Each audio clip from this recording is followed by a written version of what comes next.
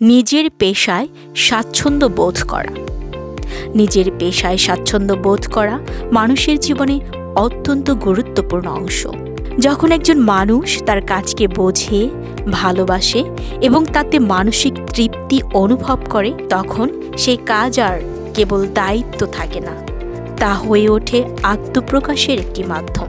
পেশাগত স্বাচ্ছন্দ্য মানুষের আত্মবিশ্বাস বাড়ায় এবং কাজের প্রতি নিষ্ঠা ও আগ্রহ সৃষ্টি করে।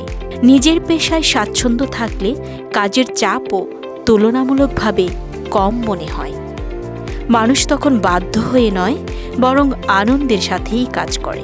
এতে দক্ষতা বৃদ্ধি পায়, সৃজনশীলতা বিকশিত হয় এবং কর্মজীবনে উন্নতির পথ সহজ হয়।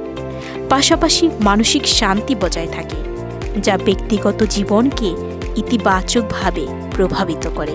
তাই বলা যায়, শুধু আর্থিক লাভ নয়, নিজের আগ্রহ, যোগ্যতা ও মূল্যবোধের সঙ্গে সামঞ্জস্যপূর্ণ পেশা বেছে নেওয়াই প্রকৃত সাফল্যের চাবিকাঠি।